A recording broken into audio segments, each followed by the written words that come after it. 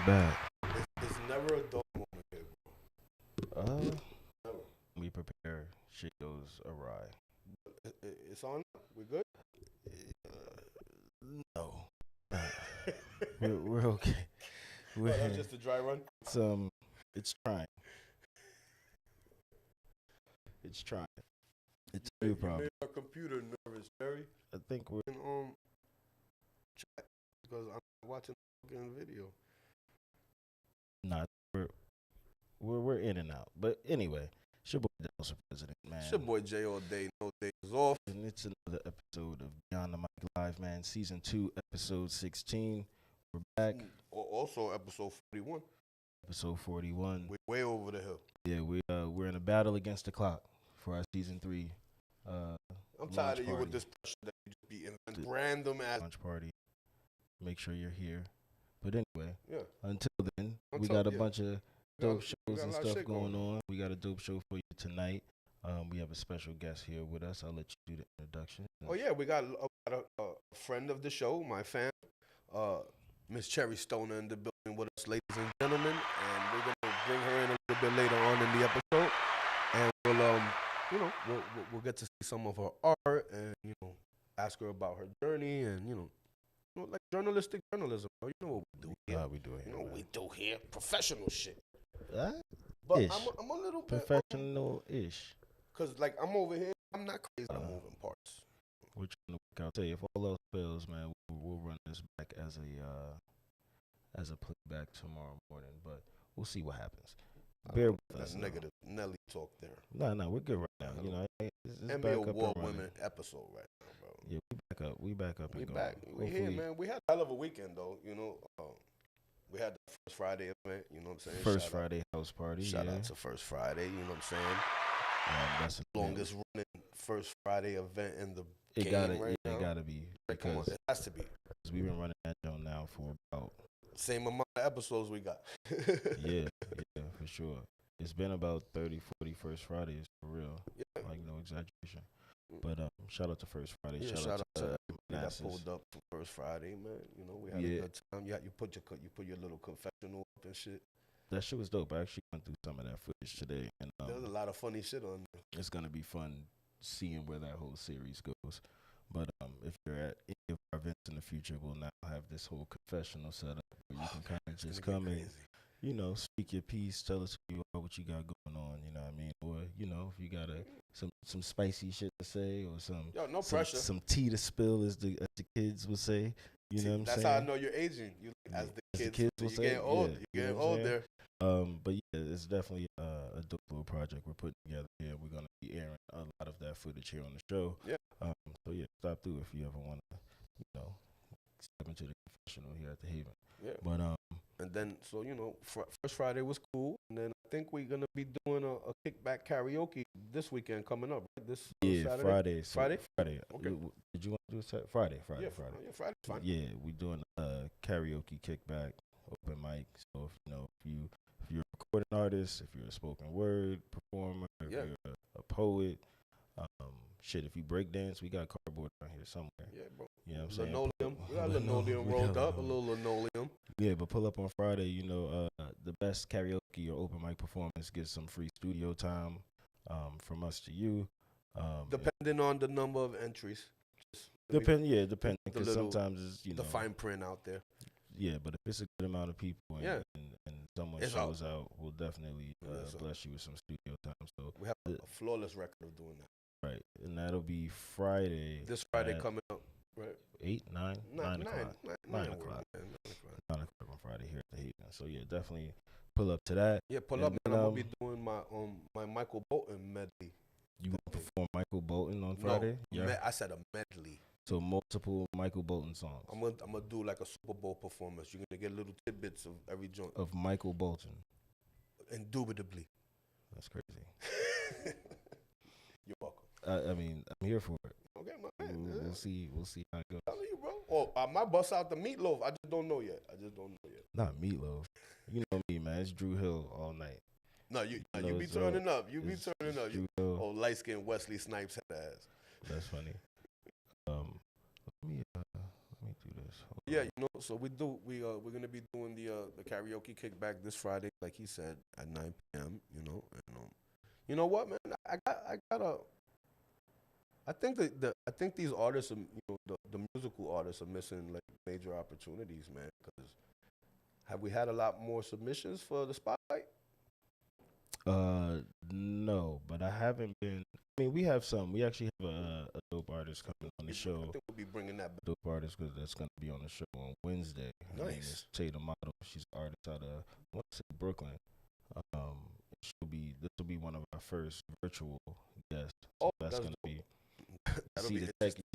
You see the tech issues today. That's gonna be a marvel. Maybe we pre-record that. I don't know. Nah, I know man, you all we going Larry for live. it. All We Larry going for live. it, man. I know. We going for it. All right. If it work out, it work out. I'll If it follow don't, your lead, bro. if it don't, we'll just play back. Yeah, you know you gotta do play it. back. Nah, definitely tune in on Wednesday. It's gonna be dope. And not only will she be here, for Wednesday's show virtually, she'll be here in person. On the 21st, we're doing something next Friday. Okay. It's going to be a different event, something that we haven't done before. We're actually working with her to produce this event, and she's going to be bringing the Brooklyn hip-hop flow down here, and it should be good. So we'll talk about that on Wednesday when she calls in. But until then, our first Zoom interview from out of state. Wow, bro, we You know what I'm saying? We expanding, man. We expanding. But I don't know. But until then, I think we want to take us into tonight's episode. Yeah, man. I mean, so Drewski and Odell Beckham are in the news, bro. All the wrong reasons. For no good reasons. Say that. And yeah, man. I don't know, man. Like the dealer just do what you do there. I got this. So comedian Drewski and NFL player against Sean the Diddler Combs. Ashley Parham, the plaintiff, claims that she was assaulted in 2018 during an incident involving multiple individuals, including Drewski and Beckham. Both men have publicly denied the allegations. Drewski called them a fabricated lie, while Beckham expressed confidence that his name would be cleared. You know what I mean? So, now have you have you seen the details of this case? And I don't mean to laugh, right? Because if this is all true, yeah, man. Definitely not a laughing matter. But I was watching the Breakfast Club today, and Lauren LaRosa, shout out to Lauren LaRosa, shout out to on the Lauren Breakfast LaRosa, Club. Breakfast She Club. reported on this morning, outside of the darker, serious parts of the R words and all that stuff, which is super unfortunate. Yeah, again, but with the details included, like Drewski covering himself up allegedly in baby oil. Allegedly, we're not lawyers. And then jumping onto the girl, knocking the breath out of her, and then sliding off the bed like a slip and slide. All of these details are in court case. They're all details. Here, let's turn you. Go ahead. The influencer Drewski. So apparently he was involved in. But he's a larger man, so that the way it reads is when you think of him, then baby oil clad, and then jumping onto. Yeah, it just I gone my those whole life details without are that just visual. The details are just. I could have gone my whole life without that visual. I think it would, not that any part of this is funny, whether true or not. Honestly, it's just the imagery, and then you see what happened with Jay-Z's case, where he was also alleged to be a part of this conspiracy with Diddy, and then turns out that person wasn't true. So now it's just hard to decipher what's real, what's a joke, what's being used for publicity. They say all news is good news. No, you know what I mean? So it's but again, and we talked about this off camera, but I think a lot of people were involved in a context outside of what's being framed as in the media. Yeah. But because of how it's being framed, they're trying to stay away from it. But I think the double-edged sword to that is that, you might not be in the news, but then you're letting everybody else paint the picture. Yep. Where you're trying to play innocent. Just like we see in these, if you watch these police encounter videos where the cops know, they got the pictures, the videos, they got everything. You're dead to rights. And then the person's still nah, that wasn't me. That wasn't me. I wouldn't do that. Like, and it's like, yo, My bro, haircut that way. right? You're busted, bro. Like, so I think that's what's happening now. But the same thing that happens in all of those instances, if you let them just run with what they have, that's just gonna be what it is. If you're not gonna speak up, but I think there's a lot of people, and we'll see as this case gets closer because it's coming. I think it's May he goes to court. Yeah. And it's funny, if it was one of us, we'd be in court. We wouldn't see a court date for 5 years, 3 years. But because it's this high profile person, now it's like, oh, fair trial, speedy trial, blah blah blah. Like, I think this is all for the. They're just trying to keep this shit going. You know what I mean? Like, because if you wait too long, it's not gonna have that media appeal. People gonna forget about it. He'll go to court like any other predator, and you'll never hear about it. But because he is who he is, this is where we're at. But I hope all this isn't true. But if it is true, it's gonna come out. Diddy is too of a narcissist to take a plea. Yeah, I mean. So when that court day comes and they're naming all of these people, because this case was brought, I think, in like October or something, and initially, shall I enlighten the no, folks? but I got this. Oh, my bad. The lawsuit originated from allegations made by Ashley Parham against Sean Diddy Combs in October of 2024. She accused Combs of sexual assault, battery, false imprisonment, and kidnapping. The incident allegedly occurred in March 2018 in Orinda, California, after a FaceTime call where Parham claimed Combs was involved in the 1996 murder of Tupac Shakur.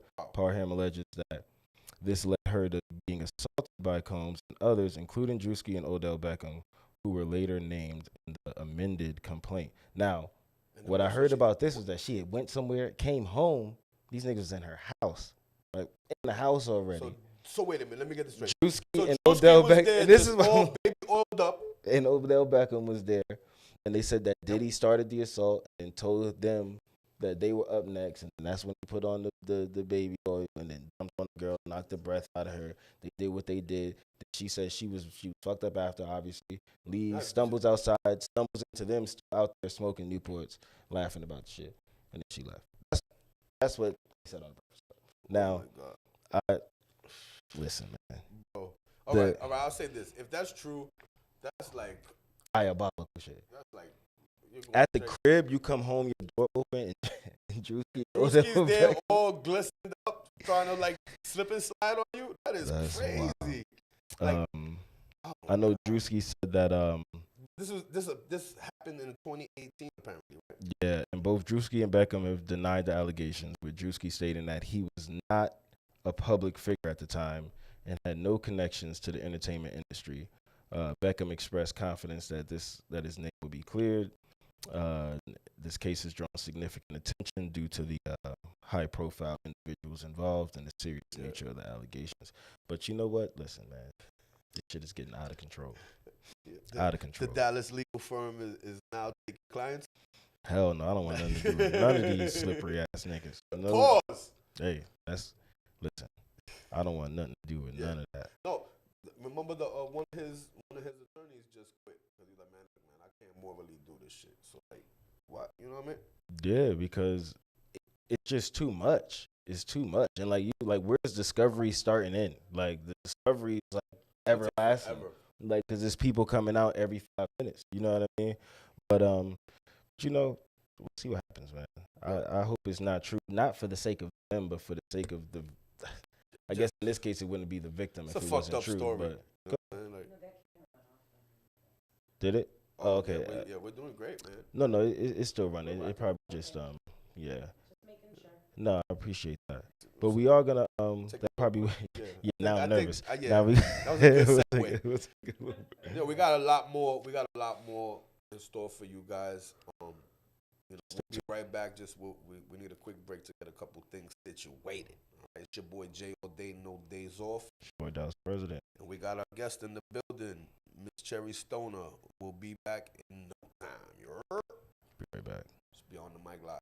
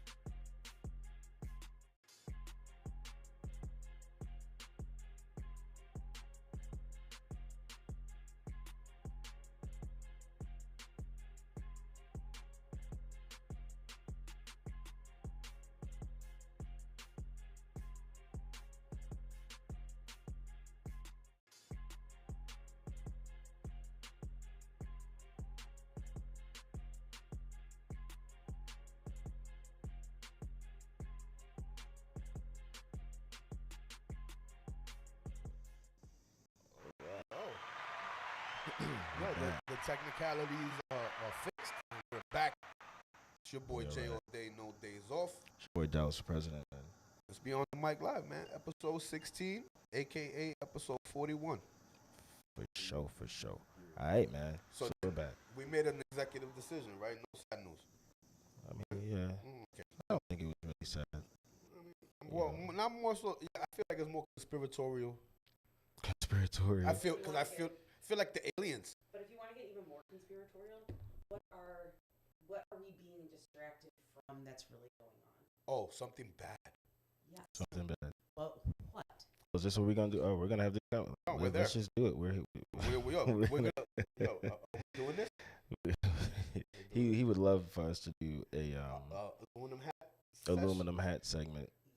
No, but I believe that all of these planes falling out of the sky are not a coincidence, man. I think it's all tied together somehow. You know, like that's not me being a conspiracy theorist. I think that it's like all tied together somehow, and they're like showing us what they're. No, well, you know, even planes being old and all of that as well. But like, why has this never been a thing ever done? You know what I'm saying? So I believe that it may be them kind of showing like, yo, look what we could do. We could pull up and turn your freaking nukes off. We could drop your planes. What you saying? Nah, I mean, I don't think they're doing that. They is in the others because they invented that. You know what I'm saying? Like this, there's nothing that would. And from what I've seen, you know, if we're gonna do the 10 hat shit. Let's get 10 hatty with it, bro. I love it.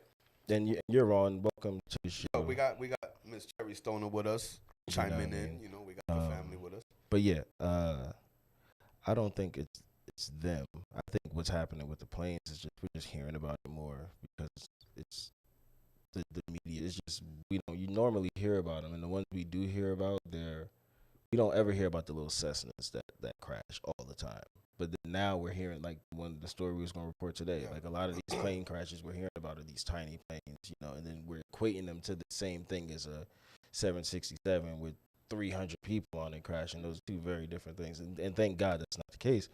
But I just think the media is using stories that, and I don't know. I mean, I'm sure that's something we can look up in terms of like how many plane crashes there have been in general. I got you.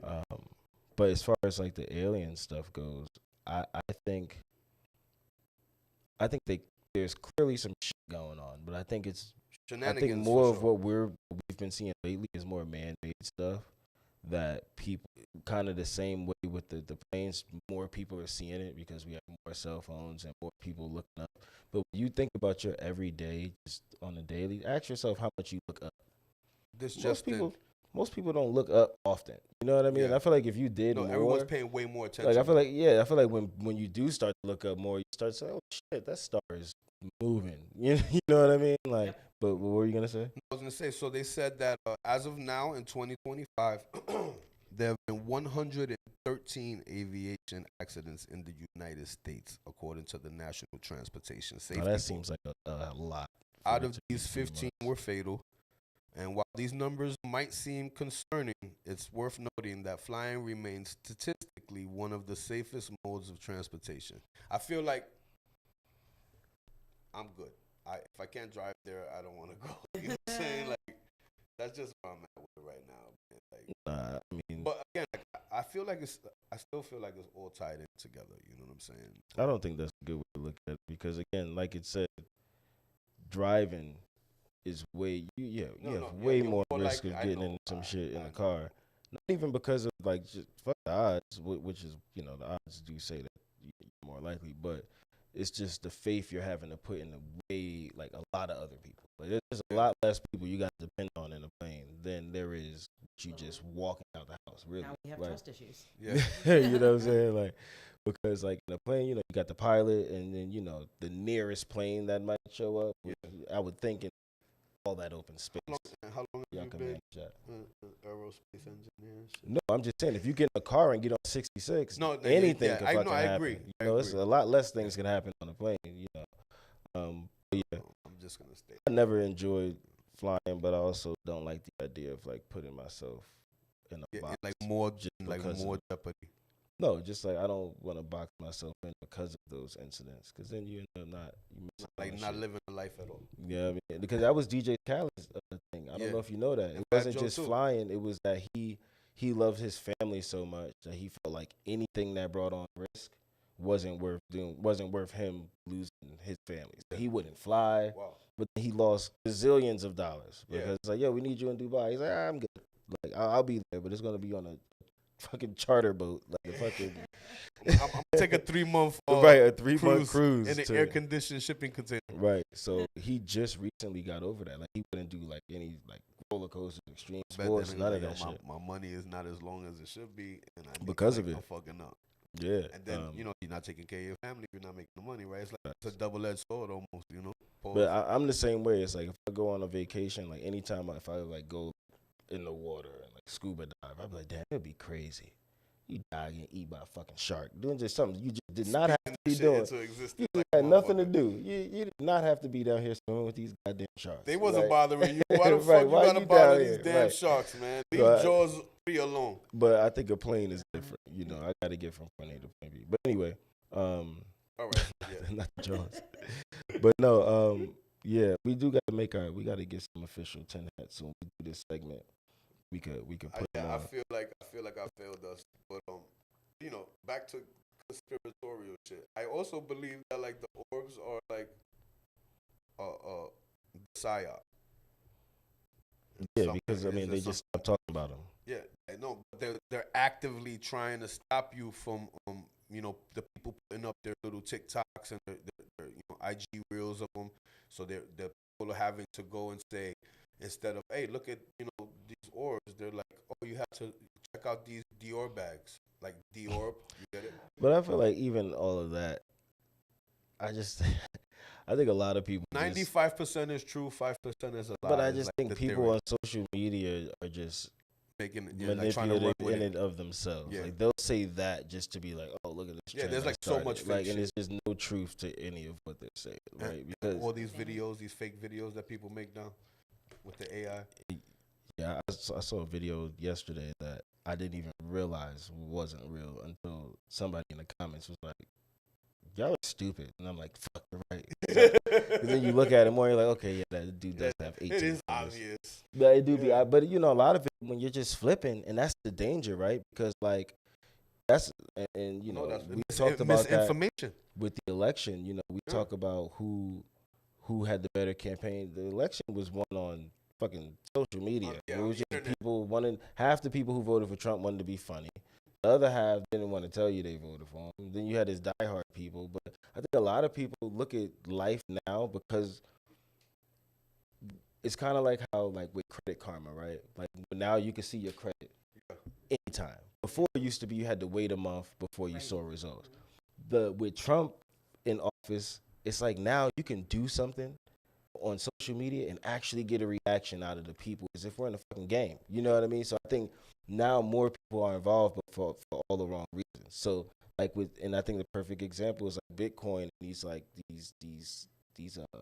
meme coins and shit where it's like it shows you how quick like a bunch of people can just pump and dump some shit and like actually move a needle on something. And I think the same craziest thing is how he ran that play on us immediately. First time through the door, he's like, yo, go get this and Trump coin. I think the same thing's happening with politics when you can see your president directly interact with something stupid on X or Twitter or on his what's this shit called Truth Social or whatever. Like I think people Truth is relative. People are just fucking what's the word trolls. I think a bunch of trolls are just driving everything. Just and people sheep. Like sheep and trolls are just driving everything now. I feel like because you look at the Democrats trying to keep up with this shit and they're doing stupid TikTok videos and like the dumbest, the most cringiest shit. I don't know if you've seen some of this shit. Oh, bro, They were all introducing themselves as like video game characters and like jumping onto the scene. Oh, like their Mortal Kombat. It was the most embarrassing shit I ever seen. I was embarrassed for them. That sounds cringe. It was so cringe, and I'm like, this is what y'all are doing to try to like. Crazy. So I'm like, yeah, we're doomed. We're doomed. But yeah, I'm voting for JB, bro. I'm voting for Jeremy, man. The Purple Party. The Purple Party. Jeremy Bernheisel for president. You heard? Man, listen, I'm tired of this shit though. We'll see. I think that just to what I was saying, we're gonna start seeing shit change way faster than what it normally took for shit to change. Yeah. You know what I mean? Like, and Trump is showing you that with these executive orders, people getting fired left and right. You know what I'm saying? It was like, yo, send me a status report of what you did this week. Or send it Like, to Elon, or you're getting fired. Yeah, it's like and when you move like that, it puts a lot more eyes on it, and then I think it creates more conversations like this, and then you start drawing out more of the people who agree with that shit, and that's the scary part. Because it used to be if you felt like kind of how he feels, you didn't say that shit out loud. Yeah. Like, you know what I mean? Like, everyone just feel like they can say. Like now, everybody is just like, oh, where we could do this, and sooner or later, it's gonna boil out into the streets, because when he's doing all these cuts and shit, like most people on WIC are white people in middle America. You know what I'm saying? Like just by the numbers, not because it's like you're not as well off as other people, but there's a lot more of that demographic. So it's like he's doing it thinking, oh, this is what my people want. Not he doesn't care about poor people, black, white, Mexican. They don't care about nobody poor. So if it's saving him money, he don't care who it affects. You know what I mean? Like, because he's looking at this shit as a game. But we'll see. Canada talking about cutting off electricity to 1.5 million people, and not giving us no oil and like that, bro. I swear to God, man. While at the same time apologizing to the people, like, yo, fuck with y'all. Your man's is your crazy. Man is like, acting crazy. Y'all niggas ain't getting no Canadian bacon. Y'all niggas ain't getting no maple syrup. No electricity. We don't cut your lights off, nigga. That's wild. Yo, bro, it's crazy the times where we live in, man. I don't know how we ended up there, but that's this is Trump's America. We live in it, bro. Can't do nothing about it.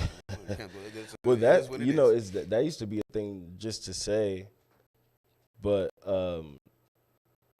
now it's starting to seem true. Like there's just nothing we can do about it. Yeah. Like it seems just as is though what it is. It's like you just gotta wake up and wait to see what's next. Right. It's like a reality show.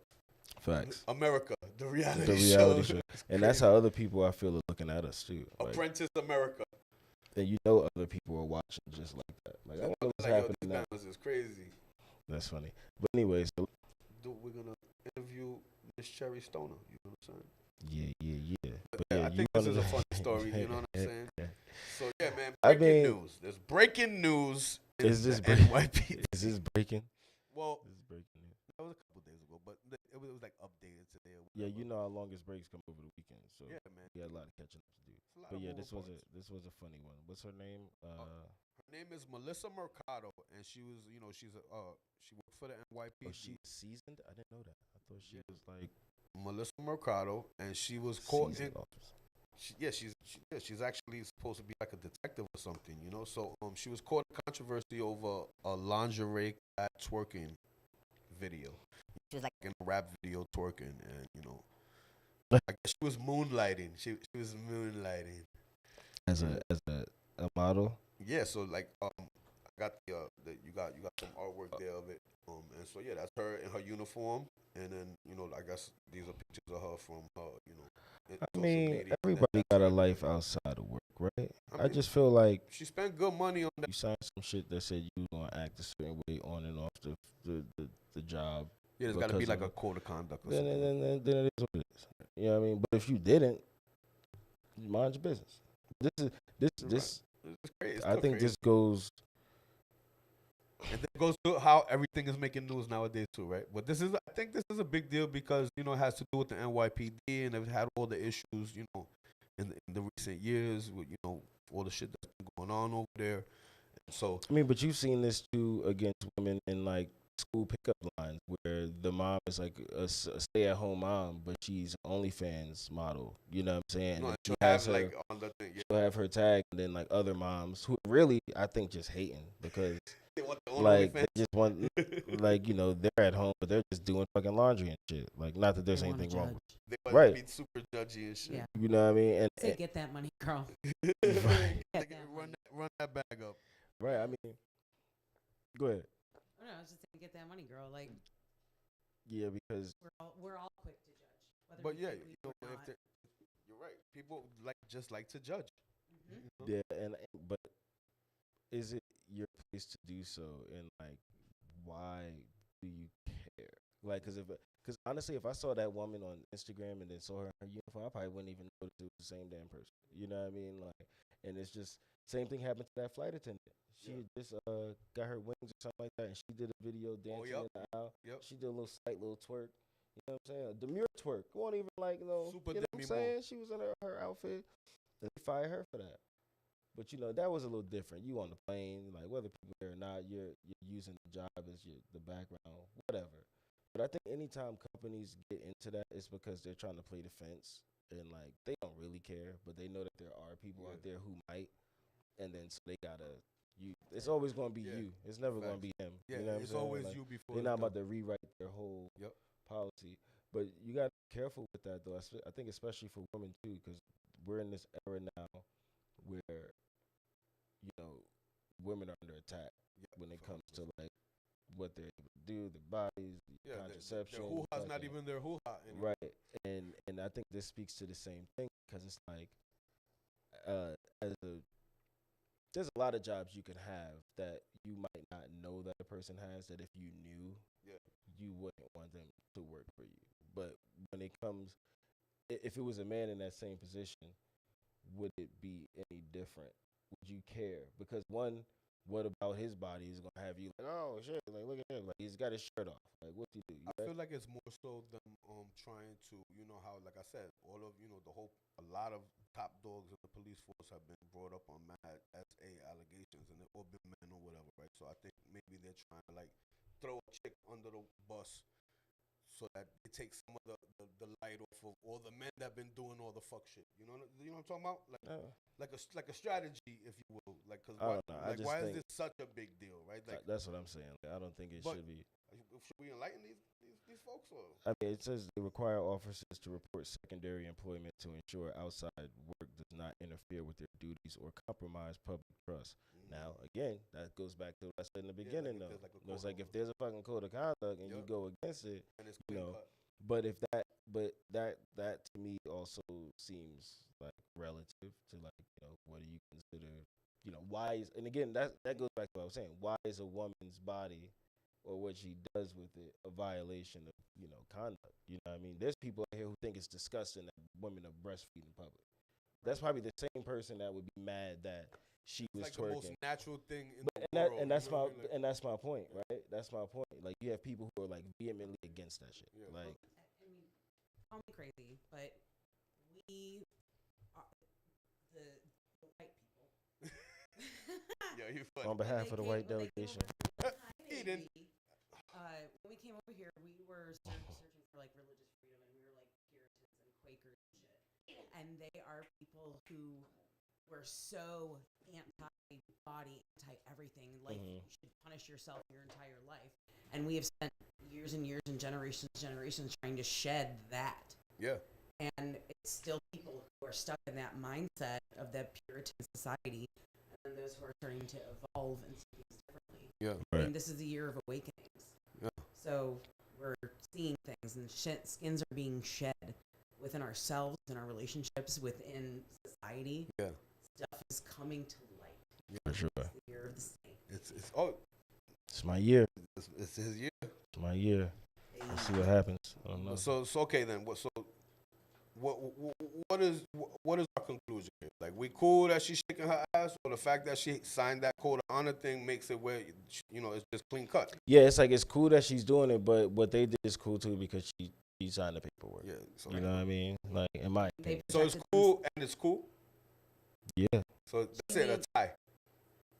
No, I still think it's wrong that is even a conversation, because it's like, it wasn't like she was like, yo, it wasn't like porn or no, like, from what I read. You know what I mean? It's not like she wore a uniform or anything like she's like, hey, look, let's role play. You know what I mean? Like, that's not what it seems like. But I think, mind your business. You know what I mean? Like, just mind your business. Like Tim Wall said, mind your damn business. She spent her money on her butt. She wants to show it, Man, whatever, bro. It's her business. Like, let her be. It's a body. It goes back. It takes me back to, like, when they were doing the slut walk era and the nasty woman era, where it's like, y'all just can't win for shit. And it sucks. Yeah, you know what I mean? Like, it's just like, yo, who cares? Like, because, and not to be funny, like, but it's like, you would think it'd be weird that we wear designer clothes more so than it would be that we were butt ass naked. Yeah, like, you know what I mean? Like, and we're like moving so far away. Like, if the lights went out and it was we're back to being it's cavemen. over. Like people, like we're so EMP, far we're removed cavemen from again. just like being actual just people. Like we're just Or like it's a like society. crazy. Like to even have a debate over breastfeeding is like That's crazy. it's just crazy. But it's like one of the most healthiest debates that you can You know, find like, online. You like, probably lose a friend behind that shit. You know what I'm it saying? probably Like, goes right along with politics and religion. That shit is crazy. And it's like the same thing. It's like you ask somebody like when we go out to kayaking and all that, like people are so far like kayaking in the water. Like how much I gotta get wet? Like what do you mean? What Like talking about? I can't swim. I can't swim. Right? Swim. I never swam once. I never swam once. You know what I'm saying? Like so, well, we'll see what happens, man. Like you said, I think this year is gonna be very eye opening for a lot of reasons. Like a lot of shit's gonna happen, man. I feel that too. It already has. I feel like. So the aliens don't even want us. You know one story I do want to talk about that's completely left field though, but I think it's worth noting. So the Black Lives Matter they're plaza, over it. how they painting over that, right? Yep. Now, whatever. But the reasoning, like the fact that he like because he's trying to get rid of the wokeness. A governor drafted a bill that said that because the district isn't a state, they get all their funding apparently from other states. Yeah. Like, I guess they put their money in the pot for them or whatever. And they said, yo, unless you change it, we're not giving you any money from our state. Wow. And then Muriel Bowser said, oh, we got bigger fish to fry, and we need that money. And I just, and when I listened to that story this morning, and the reason why I want to talk about it, because I felt like she rolled over. Like, I felt like, because not all money is good money, right? And it's like, why would how can you just blackmail a mayor like that? Like extortion. But that's what I meant. That's what I meant. Extortion. Like it's like how and it's blatant. Like literally said like yo, if you don't do it, if you don't get rid of it, we're not giving you the funding. And then like for her to just be like, all right, and now they're changing it to like Liberty Plaza, which is again fine.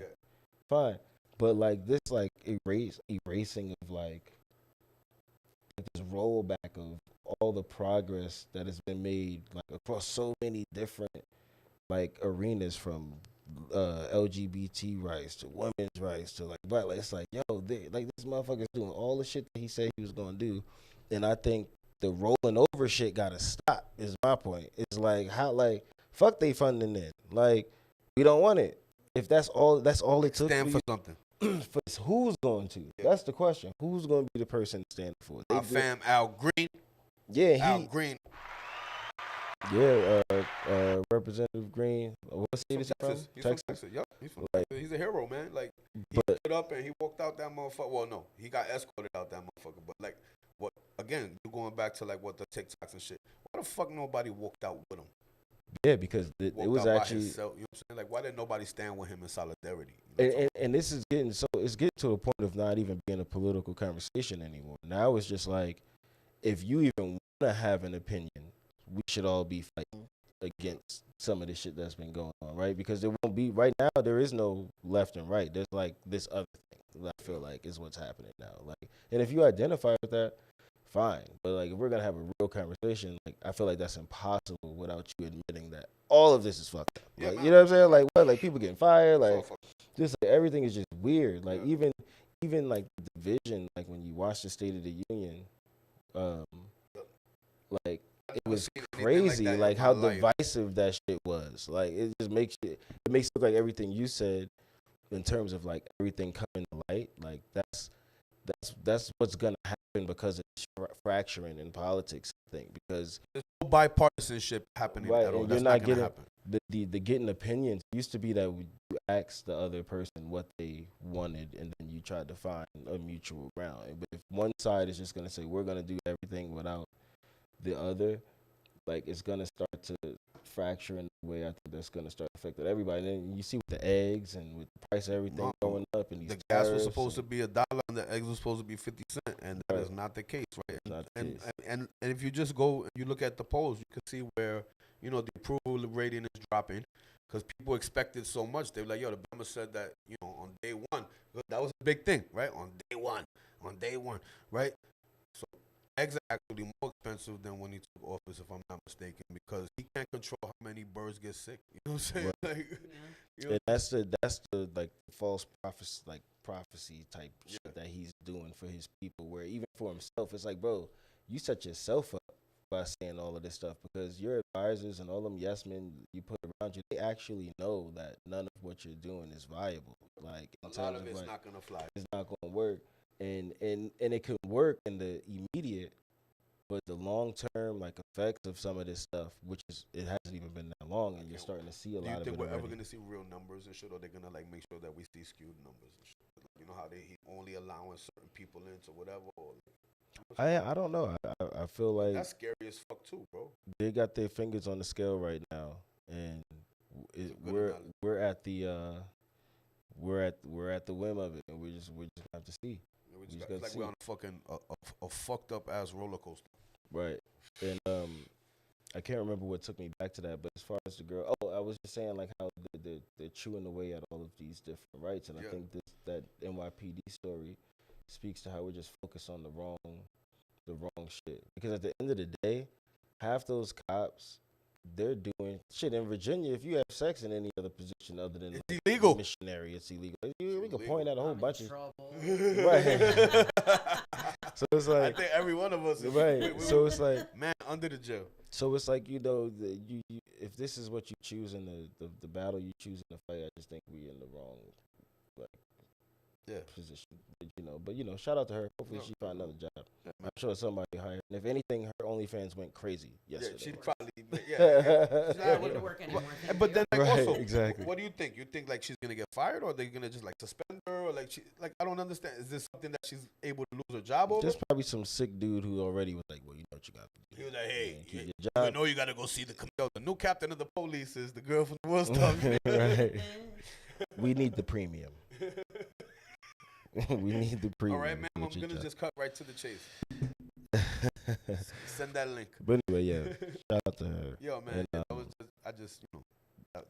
it's just crazy the world we live in, man. Shout out to women. This is International Women's Month. Yeah, 100%. Y'all deserve better than this. Yeah. We do. Shake that ass, girl. That's fine. You do it. You do what you do. Get that you know what I'm saying? No you get that judgment OnlyFans money. Send us your premium. We'll support it. We'll support you. You send us your link, we got you. Yeah, man. We might repost you every now and then. You know what I'm saying? But yo, we got a lot more lined up for the folks, man. But yeah, we got this interview coming up. We got another break, man, because I got to pee, bro. Short break. Old man bladder. And I need to know more about this dog. Oh, yeah, the random dog that entered the room. Yeah, she's just like, that's kind of what she does. Her name is Eden. And this is youngest. The youngest. And she's a colorful character, this Eden over here. Yeah, we'll be right back, man. Yeah, we'll be right back. It's your boy Jay all day, no days off. Dallas the president. We got the fam, Cherry Stoner with us, and we're going to get right back into that. And we're going to get right into that interview as soon as we get back. You know what I'm saying? Just be on the mic live. BRB. We'll BRB.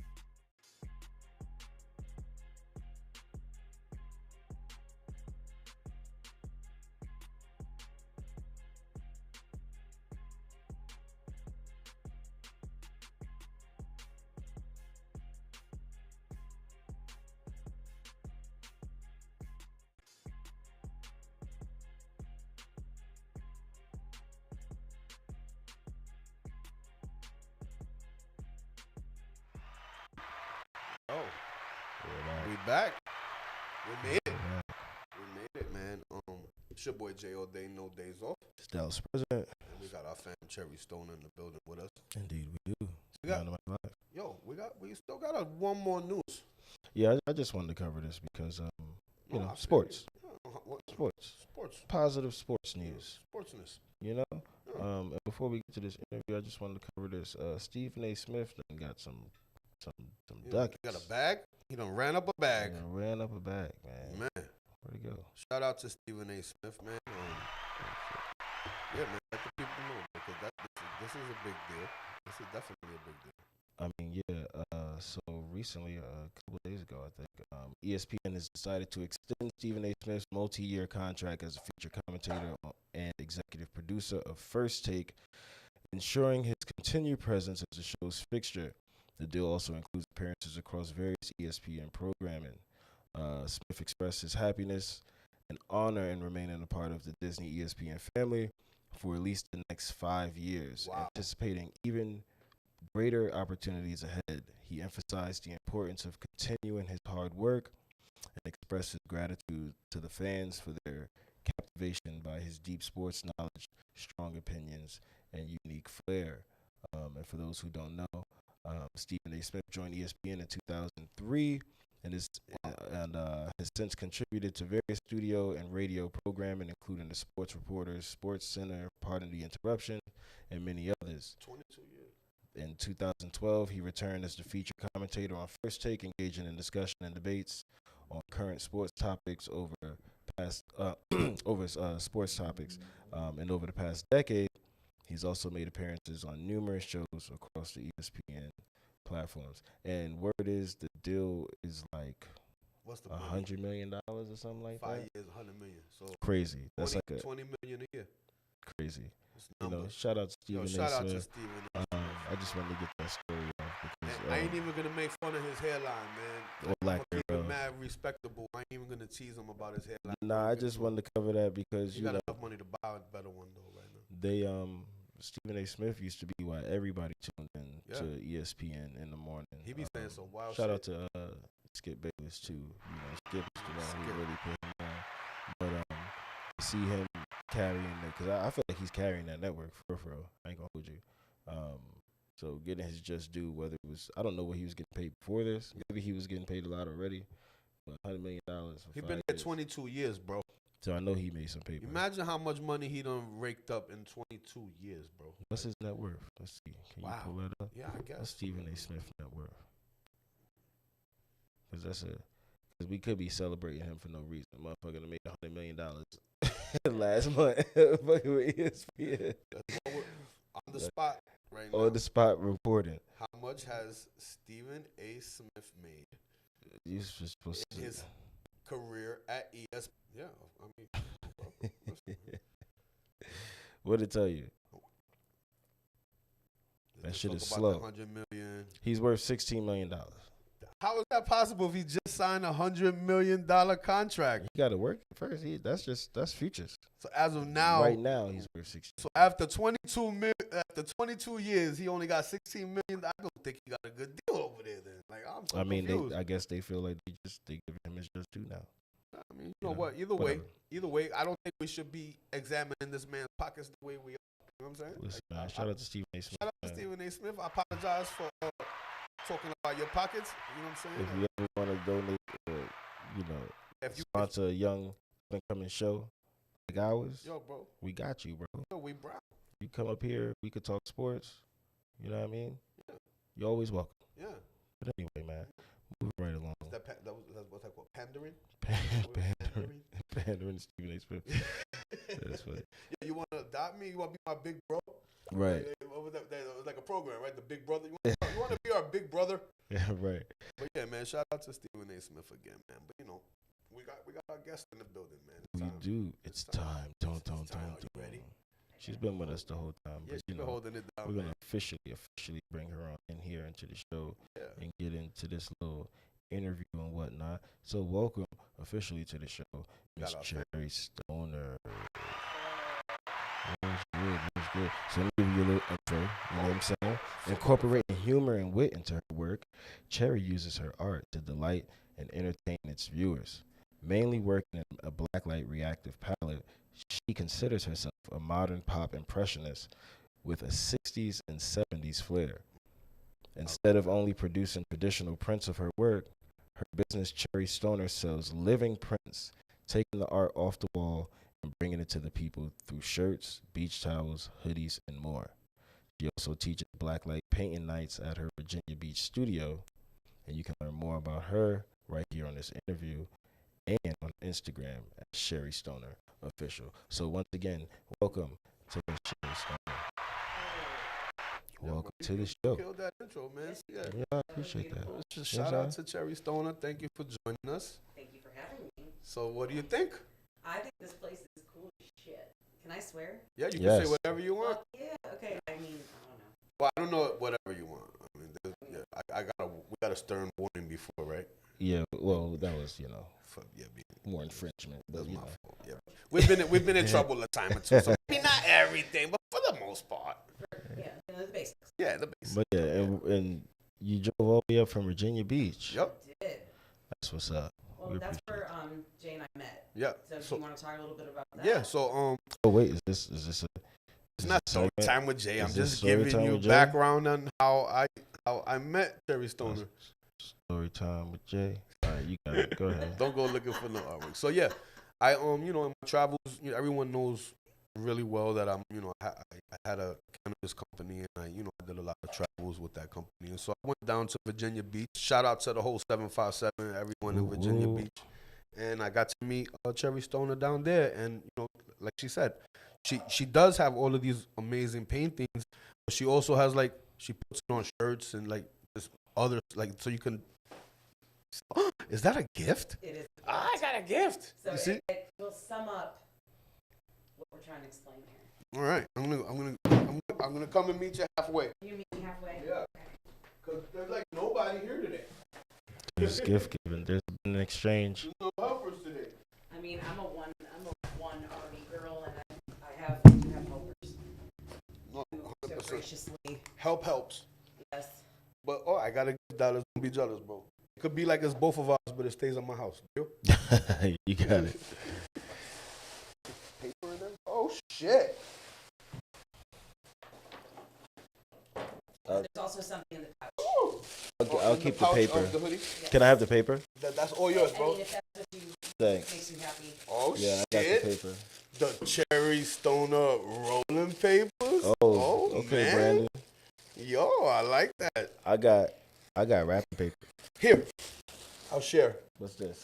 You can hang Oh, it is in this the a car caddy. freshener? Yeah, bro. Yes. Oh So, man, can I tell you a story about that one? there's a story. It's always Let's a hear the story. story. Yeah, there's a story for So it. that one is called High's Draft Pussy. Yes. And Oh, if you look at the shit. background, there are a bunch of labia. The leaves are labia. Labia leaves. Yes. Labia leaves is wow. I see that. Yo, the hoodie is fire. Now Very good quality. the scent. That is fresh air. Oh, now some of these labias, A little crinkly crack. they don't be so The fresh. scent is Gwyneth Paltrow. To say I gotta be Garbage sure. dumpster. Yo, bro, look. Oh, that's dope. I hope it's not Is that the disappearing. same? Is that the Yes, same? sir. Is it And disappearing? there's a story with that one too. Let's hear the story. So if you look at Awesome. the smoke coming out of his nose, Okay. there's There's something in there. Yes, there's an outline of a sexy woman. Huh. Yeah, you Oh, should wait a see it minute. closer. Wait a Yeah. minute. You see what I'm saying? All right. Here we go. You put it there. Look at his smoke. Do you see the outline of the sexy Oh, it's woman? a chick. Yes. I see. So she's on her knees, her arms are bound behind her back, and her hair is being pulled. Whoa, Wait a whoa, minute, wait a whoa, whoa. Wait a Oh, minute. wait a minute. Moving too fast. I see On her knees, knees, arms behind her back. back, Look for the titties. titties. Arms behind her back. Are these titties? Yep. Her Titties. hair is being These- pulled from behind. Yo, bro. Bottom of her chin. It's like a naughty ass. What's that test? The ink blot test. Like the Oh, Rorschach. that Rorschach test. It's like a naughty ass Rorschach test. That's hilarious. I'm gonna have to look at that. And what's the name of the painting again? Bird brained. Bird Bird brain. brain. That's what's on his mind. Man, Like that. man, That's a dope hoodie. man. Don't be jealous. I'm It's not- both ours, Nah, but it live in my I house. don't want to wear that Yo, for you. you a hater. I don't want to wear that for you. Wow. So- Okay, what up? So, what? How'd you get your start in the art scene? So I spent most of my life in corporate America. Shout out corporate. In marketing and design, which marketing is the devil. That is where all bad things happen. At Diddy's house. Yeah. The marketing department at Diddy's house is It's a terrible Bad place. No, so marketing department. And I did that for a really long time. Did the whole corporate thing, 9 to 5 job. And when I moved to Virginia Beach, I tried it one more time. And I worked for this company who had products that they would buy for $20 and mark up and sell for $4,500, and then put it on sale for $2,000. And they would target old people. And I was like, I was uncomfortable with it, and I wasn't even that good at the job, you know. Your heart wasn't in it. It wasn't. Obviously. It wasn't. It made me uncomfortable, and the owner of this organization was a total misogynistic Piece boomer. of shit human, obviously. He was like your typical male boomer who thought the sun shone out of his ass, and any idea he ever had was the best idea. No one could ever be smarter than him. He knows everything. He controls everything. Oh man. And it made my skin crawl. It gave me anxiety. The heebie-jeebies. Yes. Just his voice on the phone would freak me out. Like, ooh. Well, just the whole predatory sales part of it just kind of sucks too, you know. Well, and you see, I see the profit margin. Yeah. And I'm like, that is disgusting. Yeah. Like, that is disgusting. Yeah. That's crazy. It was kind of like that guy that the one that bought the Wu-Tang album. He bought like some pharmaceutical something or other and jacked the price up 5%. Oh yes, Scarelli. Yeah, that guy. That winner. You know, that sounds similar to that. You know. Exactly. And it's all right. We both agree. Fuck this guy. All three of us agree. Fuck this guy. All right, cool. Fuck So that we guy. all agree. Fuck this guy. And then anyway, and so we're gonna fast forward after that job. Yeah. I finally decided, like, I have always loved art. I've always loved painting. I went to art school. I studied graphic design because everyone's like, oh, fine art doesn't get you anywhere. And it's like, yeah, fine, I'm gonna have to get a job, blah blah blah. But after my life through this corporate thing, I was like, look at it now, and it's like it was like boot camp. Yeah. In order for me to be able to run my own business, to have an understanding of the basics of how things work, and build from it. So I was just like, fuck this shit. And in this time period between painting and just come here, be fun, get out of the house. And there was a guy at the back of the bar who was just sitting and watching me the whole time. And when I was done, he's like, how much? And I was like, like a light bulb moment. I was like, really? And I told him the price, and he was like, okay. Yeah. So I was like, maybe there is something to this. So I just started painting. I just started painting, and that was that period while I was forming Cherry Stoner. Yeah. Was when I painted this guy. Okay. When I painted my jellyfish. When I painted my lemon haze. So the ones that are like truly my signature pieces. Were part of my transformation. They were in that warehouse.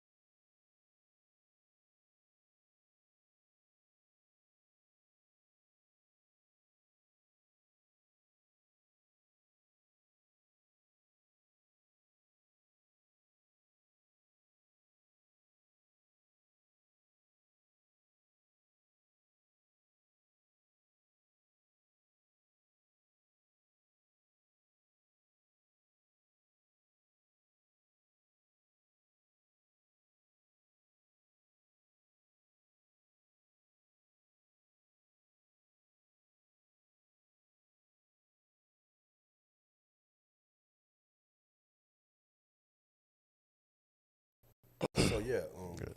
yeah, my bad. We had a little hiccup there, but so yeah, like as you were saying, it's part of the bits. No, she was fine. I Nah, just had to restart that real quick. It was acting crazy. But that's part of it. Like I told you, I was trying to tell you before the show started. I said whenever we put a lot of effort into the show and work really hard on it, like just hiccups start hiccuping, you know. No, it was fine. So you got to work just without any stress Yep. for the whole 2 month break, right? Yeah. A 2-month period, and I just experimented and played and painted and because of my marketing background and I was like in product development, my brain was like, oh, definitely artists need to sell prints. Yeah. That's just part of the game. Part of it. Yep. But what if they were on things that people could use and it's not just something that hangs on the wall? Yeah. Right. And I was like, Functional art. yeah, that's what it's about. It's like I call them living prints. I like that. That's dope. So what other type of products? Oh, I have coasters, beach towels, grinders, rolling papers, which, by the way, you should crack those open. These are really nice. I can already tell. Thank you. They got the filters and there's art in here. Yes. Stop playing, bro. And if you scan, fan the papers because they're rainbow. Oh, The rainbow tips. oh, there is. They're colorful tips Yes. too. Pause. Yes. Yeah, thank you. Yes. This is dope. This That's fine. is And then squeeze functional in the art. top like a milk carton. Oh, it's a rolling It's a tray. tray. Yes. I can see here. Yep, I see the diagram. It's also a rolling tray. It's art. It's functional Yeah. art, And then bro. flip up that bottom there. There's a QR code that takes you to a video of me telling you the story of the painting. Oh, that's really, really, really that's fire. creative and dope as shit. I used to have my own rolling papers too. That was my thing. And this is a brilliant marketing strategy. And then you just took it like, that's dope as fuck. Thank you. That's really dope. There's 5 shops in the 757 area that are carrying them. Nice, Space Station Glass, nice, Happy Smoke, 2 shops of theirs, Smoke Ease, nice. Pure Vapor, and there's one more. Like that. Yeah, those are really dope. Thank you. Yeah, there was a series that came up for that. So anytime I sell out, I only order a certain amount of boxes. Yeah. So anytime I sell out, those designs are now gone, and you're gonna get new ones. That's how Oh, I try to nice. do So it like with my limited edition. Yeah. Yep, that's great because then it makes it. So then I'm They're not smoking collector out of items. these. I'm not smoking these. But you Yes. can always get more. Or that. Yeah, yes, yes. Indubitably. Yes. So it's like all that torture that I went through in corporate America and like my brain being formed to learn the business side of life. Yeah. Hardened me and made me capable of doing what I'm doing with, creating a product line and solidifying a brand, Yeah. creating a logo. I know, a brand voice and the things that it takes to be polished and also to think scale. Yeah. Because Scalability is key. Yeah. 100%. absolutely. Yeah. And I have dreams. I have dreams of other Cherry Stoner Blacklight Paint Light studios Oh. in Yeah. places where it's recreational legal. I've also been thinking about what if they did in-home parties, kind of like a Like Avon. yeah. They come to do your house. dildo too. parties, like by these Exactly. candles. So you do these in-home parties, but in the states where it's rec, could you have a mobile Nice. license Yeah. and actually have samples there for people too, Yeah. making it a complete experience. Yeah. So I've been toying with these ideas, also doing internet videos of me painting and like Yeah. selling classes that way, shipping people boxes with black light paints and all that. What's that? What's the thing that you could take any like all those courses, right? Fiverr? No, not Fiverr. It's like one of those things, and it's a course for anything. Like and you just sell your courses on there. There's like a whole platform for that. You know? I want to be like stoner female Bob Ross. Like, Stoner Bob Ross. yeah. Dude, well, I he really is feel like a more out stoner. Yeah. How about that? Yeah, I felt like there's no way Loud he's not. stoner. Come on, happy days. Yeah. And like I have so much fun when I'm teaching my paint nights.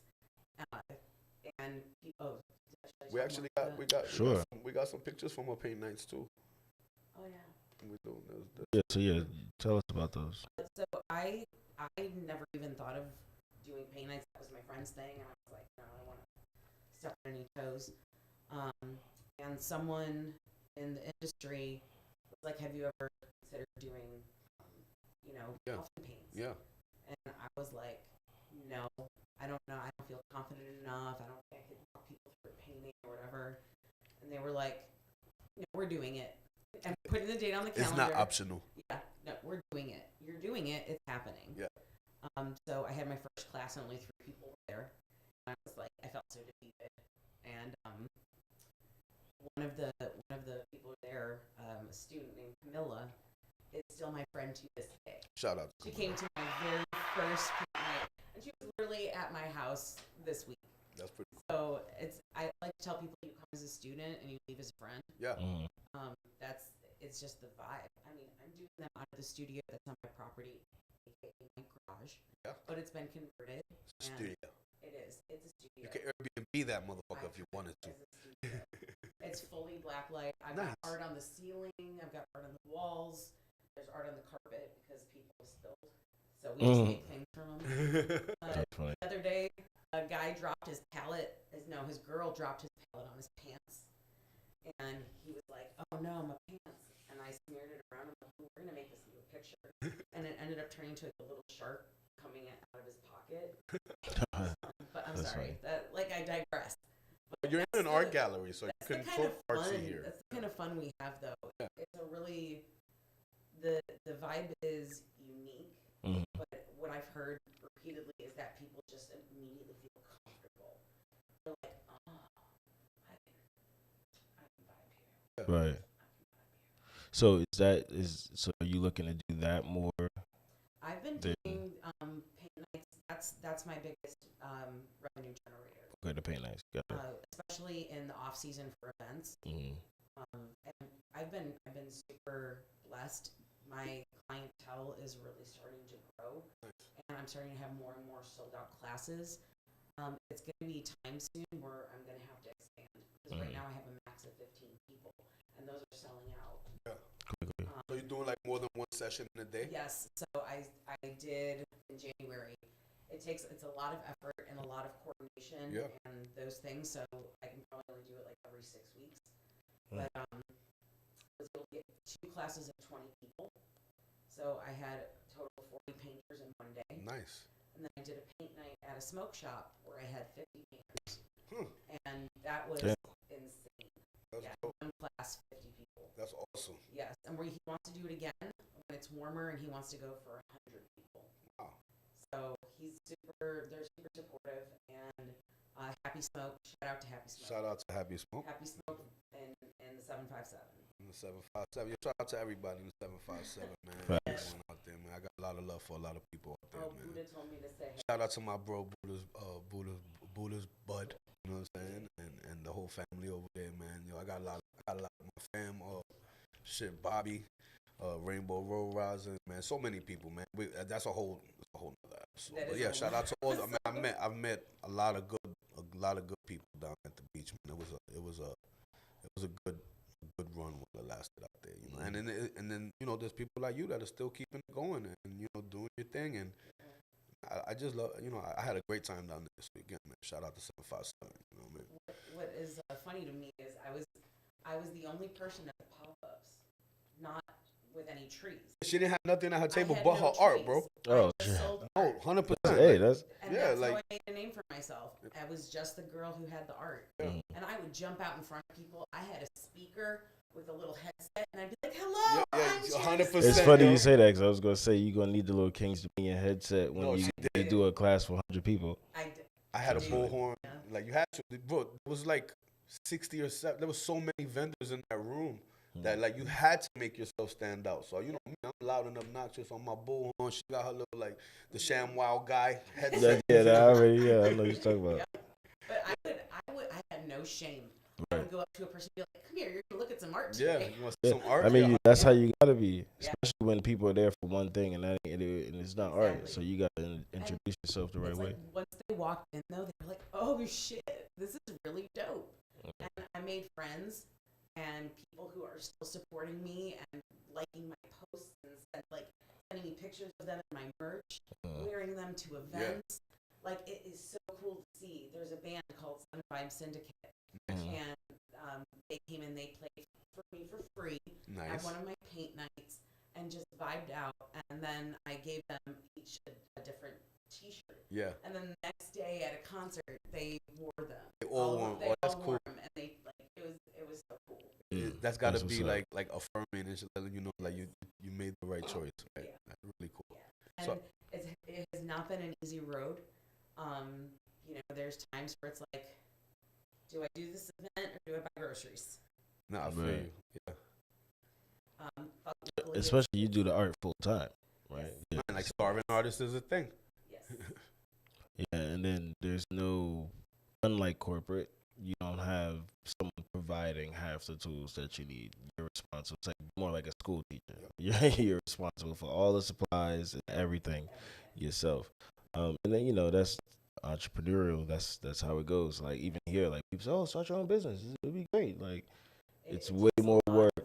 It's way more than a 9 to 5. And people are like, I'm just gonna slap a logo on something and I'm gonna put it online and it's gonna be awesome.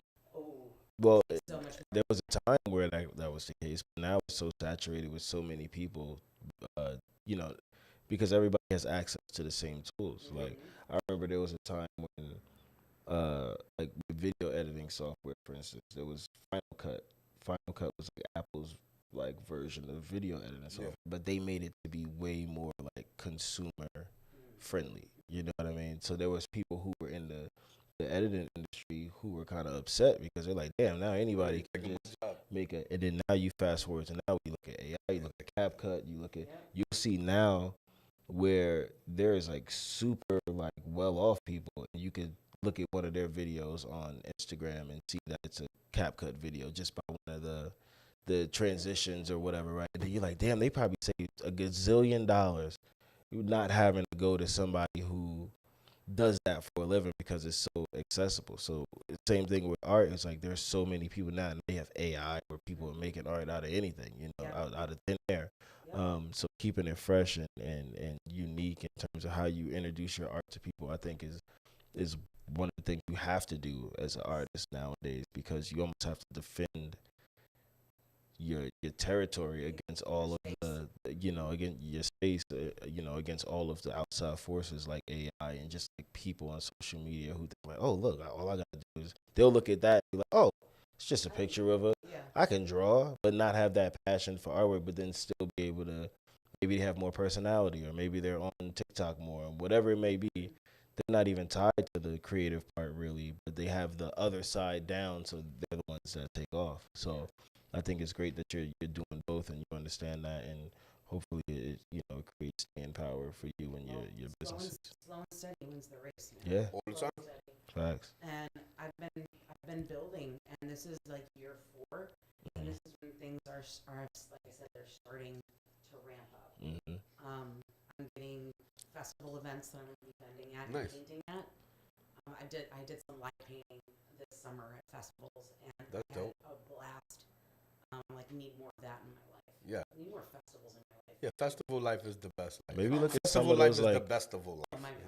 Another place too is like they have a lot of like bowling alleys and like skating rinks and like glow bowling, like places that have like those black light nights that I think it could be cool to have that as something off to the side or in that same space at something like that. I think that could be cool too. Because again, yours is kind of niche in that there's other black light artists, but it's like you really work in it. It's not just like, oh, I just happen to add some neon paint. It's like intentionally used, and I think that's what makes it appealing. So, salute to you. I hope it continues to work out. We'll be down to do something here. We have definitely the space to do it. So anytime you're in this area, you want to put something together, especially now that it's getting warmer, we'll so be down for that. Trying to get a calendar of events going, so it might work. There's another type of event that I offer as well, and it's a little bit more geared towards healing. Okay. So they are called Paint Your Emotions Nights. I was telling you about this. Paint Your Emotions. Yeah, I like this. So I have bipolar disorder, and I have the ups and downs, and I have those intense emotions that sometimes I can't process. I So painting is what helps me release those emotions. Helps me, I don't have to speak. I can feel and take that energy and put it somewhere. And I always feel so relieved afterwards. Is that a method you use in paintings that you do like these for sale, or is that a different type of artwork that comes from that approach? I've brought a couple with me, definitely. It's very different than the stuff that I do for paint nights or That you would put on a shirt or something like that. correct. Okay. They're very personal. They're very intimate paintings, and right now I actually have them. The ones that when they're not here, they're in my bedroom because I look at them in the order they were in, and it's very representative of my journey. Right. Our emotions when we go through those things, that's where we experience growth. So I'm looking at this is my journey, this is my climb, and I am basking in it instead of wallowing in it. I like that. And it's on my walls, and I see it every day, and I'm like, yes, that was a horrible, painful moment, but it led me to this beautiful moment. Yeah. It led me to this beautiful moment. And I can look at those things and be like, yes, I felt those emotions, and they flew through me. Yeah. Flew through me and not stay on me. Yeah. No, I like that. I want to teach other people how to do that, how to free themselves. Yeah. That you still have that physical thing that you can look back and be like, I overcame that. Yeah. I felt that shit. So paint your emotions. Yeah. I really think that's really creative idea. Well, did you want to share some of your pieces before we brought wrap some up art here? with you. This is. We got the peacock. We already got to see the peacock. You know what I'm saying? Yeah, we got. So this one is one of my. Should I put it up here? Oh no, right in front of you. It's perfect. Fine. Yeah. So this one is called Gray Area, and this one is about a tortured heart. And if you look across the top, there are faces, and there's an oracle. Do you need to point to them? No, I see the faces on the top. I see like a mouth in the corner there, on the top there, right? Yes. Like oh yeah. I was say it looks like almost like a Chinese dragon. Okay. Like where the mouth is. You see that? So this is the oracle who's up here. Okay. And oracles are traditionally blind, right? So it's but like Baba Vanga. I'm sorry? Like the lady Baba Vanga. She's like a female Nostradamus. She was blind. Yes. She's like an oracle. Oh, I know what you're talking about. Traditionally, they are blind. Okay. And for me, it's the symbolism of like, he knows everything that's going to happen. He can see all, but has no power to change anything. And so his eyes are almost like they're closed, but he's weeping because he just sees the pain. He sees those things. And it's deep. Yeah. Well, yes. Almost, I like how they say that art is open to interpretation. Like I almost see like a raven or like a black crow in the bottom right of it. I see a young black girl with a book bag looking over the edge of like a balcony, and as if she's been counting down for something to happen, which is represented by the check marks. Or maybe like this how long she's been trapped or whatever. What do you call counting like that? Why am I drawing a blank? Hash marks. No, fucking tic-tac-toe? No. Why am I drawing a blank on it? What are they called? Talk about man the fucking. Oh my god, bro. Why can't they? No, there's a. How you got the like when you how you count like that? Hash marks. No, there's another word. It's another word. Somebody in the chat, please. Please, somebody help us. Somebody. This is gonna make my brain itch. Somebody in the chat. Either way, tallies. Yeah, tally. Yeah. So the tally marks. So it almost as if she's counting. Or like doing a bid or something, right? I was thinking that too, like in a cell, but I don't know. To me, it looks like a girl like with a book bag on, like waiting for something. With like a little demon in the corner. Like yeah. Maybe. But okay, I love that. I like that really one. Deep. Let's see. Can we see the next one? Absolutely. This one is way better in the black light, and unfortunately, I not have a picture of it in the black light just yet, but you can kind of get an idea. Oh, that Tunnel. it's like a tunnel. Yes. Tunnel. Give Skyline Drive. Like, they have a lot of tunnels. Like that. doing around. Like, But it's also like you're on a fucked up, crazy side of the tunnel, and then the other end of the tunnel is like green pastures and much better than the side that you're coming from, or you're coming from that side into or it looks like it even not could so be wild like side. a hole that you're falling down a hole to go to a whole other type of dimension. I see that too. You know what I'm saying? It's like perspective, right? Yeah, it's also given like Atlanta Aquarium. But imagine the colors though. Like you know the aquarium where they have like the tunnel that you can go through and like the fish are all above you and below you. Kind of looks like that too. She's probably like, these guys are stupid. No. Actually, it's an intestine. Yeah, what's really cool with this piece I've had hanging in my studio. I know this piece is probably gonna sell, so I'm holding on to it for a little while longer because I adore this piece. I like that. And in the black light, it's gonna blow your mind. Oh yeah, It is definitely a portal. It's a light at the end of the tunnel. See, yeah. It's definitely Greener those pastures. things. Yep. Yeah. Better things. Still much. And when I started this painting, I was in the middle of, I was just crying and sad and felt the weight of the world. And I forced myself out of bed. I took a shower, and I'm like, okay, what am I capable of next? And I was like, I just need to go paint. I just need to go paint this shit out. Because I was feeling intensely like my abandonment issues were coming up. I was finding out that my really good friends were moving. Okay. I just had this like deep sense of abandonment, and I went out there and I just started making a black circle around and around and around and around. By the time I had let out the emotions and the emoting, I started to see a path forward instead of a feeling of being isolated. That's where the colors come. Yes, and that's what I want to do with people in the class. Is like we start with just the dark, the sad, whatever it is that you're trying to let out, the anger, whatever it is. We start with those colors, and then when we switch the vibe of the class, we start putting in the black light colors and trying to feel the positivity. The bright side. Correct. Yes. So expressing the emotion and then letting it through. Nice. I like that. Everyone needs to heal, and connecting with your inner child, because that's what's happening when you're not usually a creative.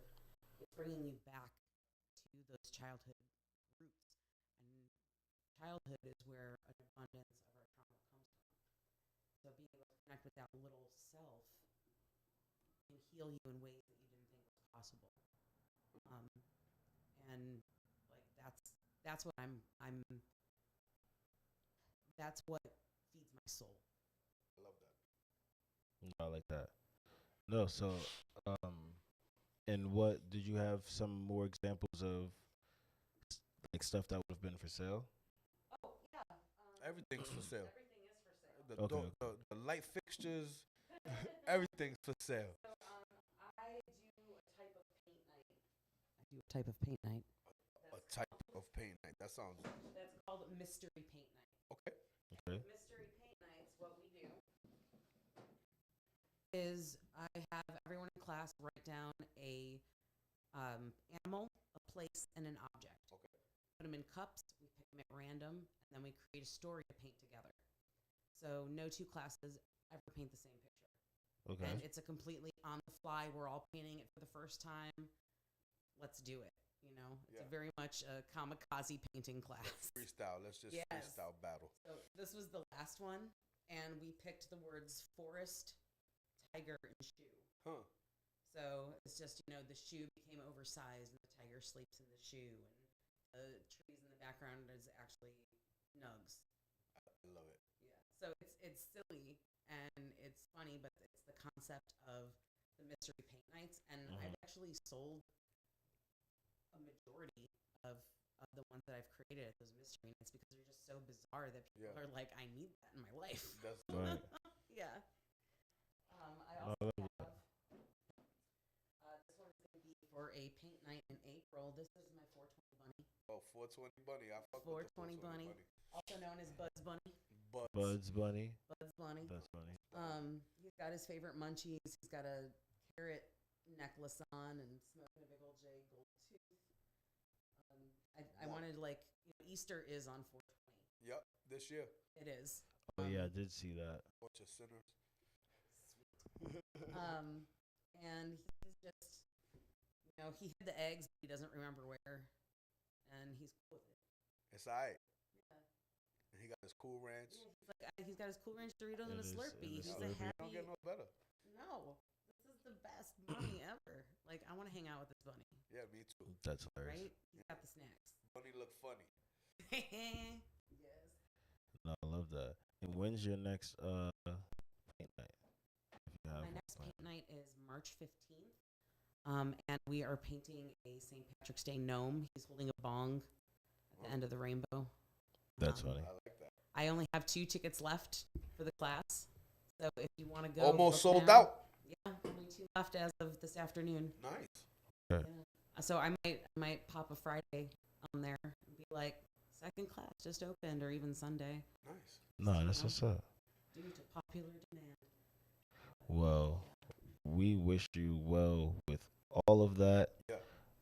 We appreciate what you're doing to keep art alive and fresh, and we thank you for coming tonight.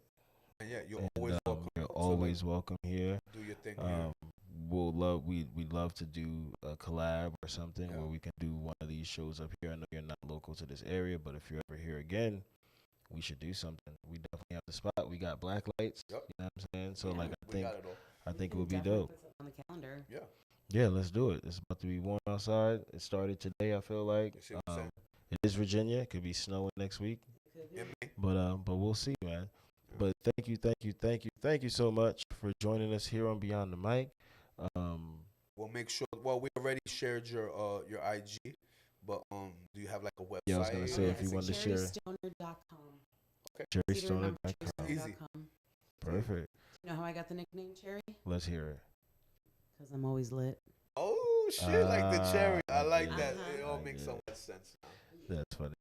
But yeah, shout one out- more time, everybody, shout for out Miss to Cherry Cherry Stoner. Thank you for stopping by. Yeah, I think And we that- did it, bro. yeah, that brings us Yo, it's, to the it's, end. it's a wrap, man. Let's wrap it up, B. It's your boy Dallas President. It's your boy J. All day, no days off. We have and our we got the special fam, guest, Cherry Cherry Stoner. Stoner. man. And that's It's Beyond the episode Mic. 16 in the books, man. Yeah, we'll catch y'all on Wednesday We with the special out. guest, Tatum Model. Hey, the model pulling up, you heard? Get out of here. Beyond the Mic. Peace.